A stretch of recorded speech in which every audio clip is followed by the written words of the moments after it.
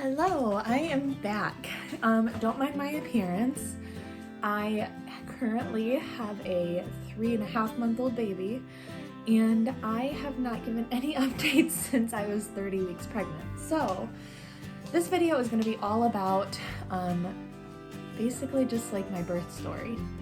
It was May 7th.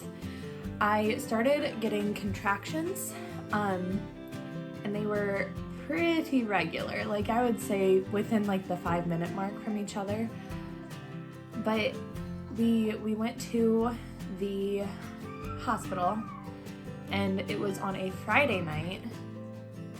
So we had to go through like the emergency room area, and they really did not want to admit me. Because in case I needed like an epidural or in case I needed an emergency C-section, they wanted to make sure that the anesthesiology team was there, but they aren't, they're on call on the weekends, but they aren't like there. So it would take a little while for them to show up. So I went Friday night with contractions. Then again, they sent me home. So again, we went Saturday night, and the issue was I wasn't dilated far enough to justify them admitting me.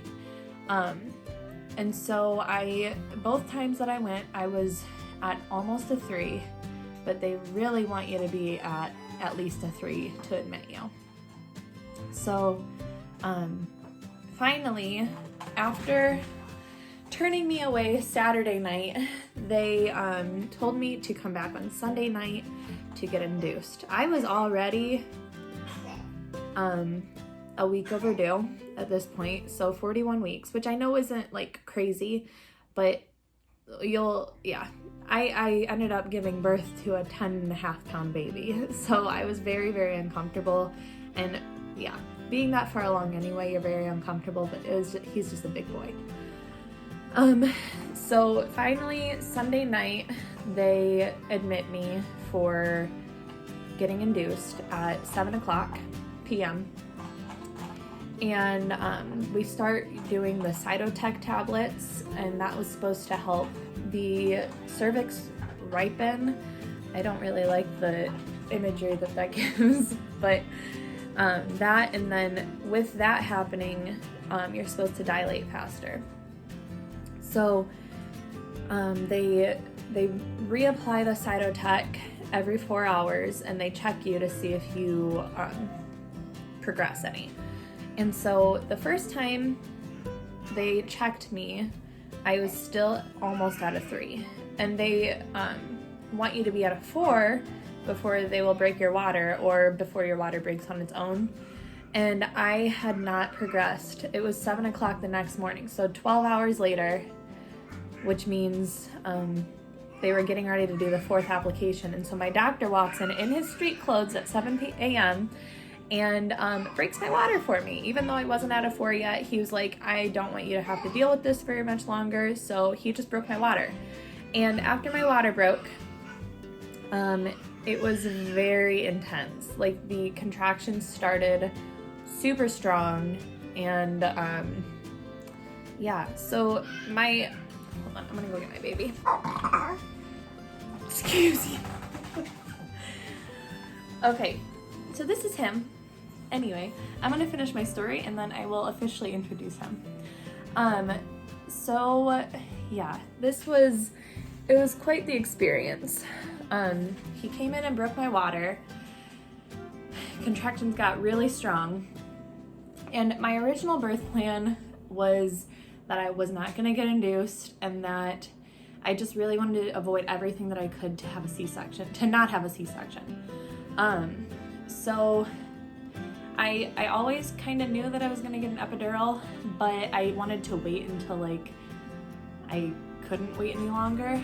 And so I think when I was about 6 centimeters or 7, they finally offered the epidural, and I was like, yes, like give me the epidural.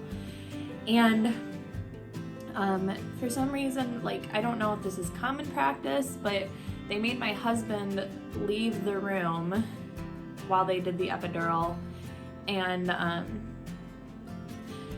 yeah, so the first time they attempted the epidural, they ended up poking the catheter too far, or whatever, is it a catheter? Whatever the tube is that they push into your spine. And so they nicked something that they weren't supposed to. They nicked a layer that they aren't supposed to reach. And they caused a spinal fluid leak. And it didn't affect me right now at this point in the process. But as soon as they nicked it, my right leg went numb. And so that was scary. And I told them right away, and they were like, oh, like, that's not supposed to happen. So, yeah, hearing that, I was like, well, crud, like, I don't know what I'm getting myself into now. And so they tried a second time, and they finally, like, they got it the second time. But I guess I don't know what, like, an epidural is supposed to feel like, as far as how much it's supposed to numb the pain of the contractions. But I didn't feel like it really did very much at all. I was in a lot of pain through all of the contractions. I felt them all very much, especially in my butt region. But then after I got the epidural, things moved along pretty quickly. I mean, like, they were moving quickly after my water broke, but after the epidural, like, they sped up even more. And so finally it was about 5:30, they started having me push after doing everything that they could to get him to descend, because he was just up there. Like, he did not want to come out. But my body was ready.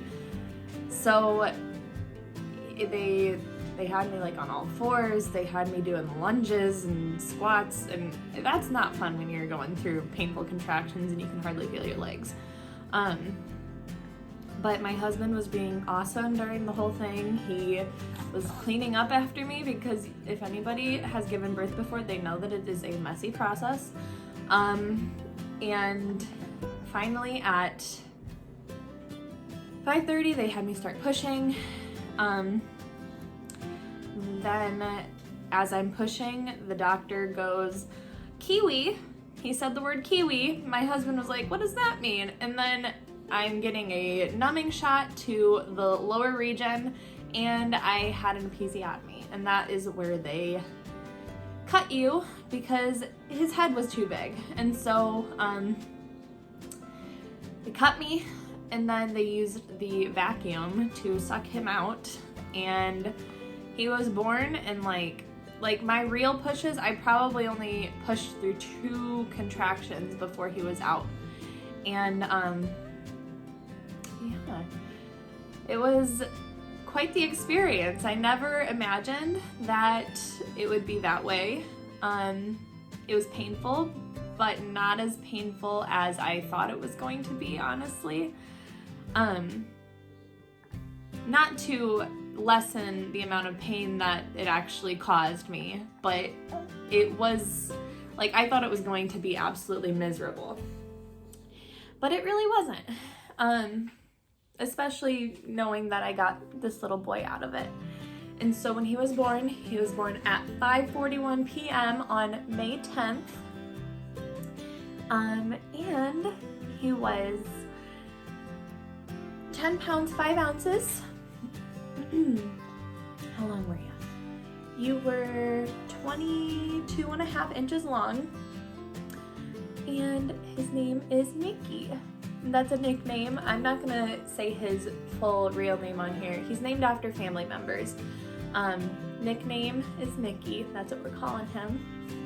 Right, bud? Right, Mickey? Oh, you just are so staring at something on the counter. But now he is almost, like, I'd say 3.5 months old. And he is just so perfect. and we could not ask for a better baby. He's been sleeping through the night since he was 6 weeks, and it's incredible. So let's talk about that spinal fluid leak again. I originally had planned on breastfeeding, and I tried it for a week, and it just was not working because the spinal fluid leak caused a really, really bad spinal headache. And if anybody out there has had a spinal headache, you understand that it is debilitating. Like, I couldn't sit up or stand up for longer than 10 minutes without throwing up. And it's because when there's a spinal fluid leak, it causes a pressure where gravity basically is pulling your brain downward toward your spine. And there's a procedure called a blood patch, where they take blood from your arm and try to inject it into the hole that they created that is leaking spinal fluid, and it's supposed to try to decrease the pressure and heal that hole. But 90% of people who get it done one time, it's successful. Now, of that 10% that need it a second time, 95% of the people it's successful for. And I lucked out and was in that 1.5% of people who it doesn't work at all for. So basically what they told me was, we can try it again, but I don't recommend it because it's just putting more needles in your back.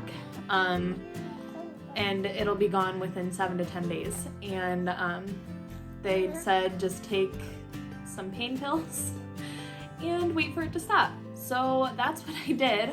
I ended up taking Excedrin Migraine Extra Strength, and it helped enough for me to get through the days. But when I say that first week was awful, it was awful, and I hope it never happens again. I wouldn't wish that on anybody because it just made that first week of having a newborn, he just spit up on me.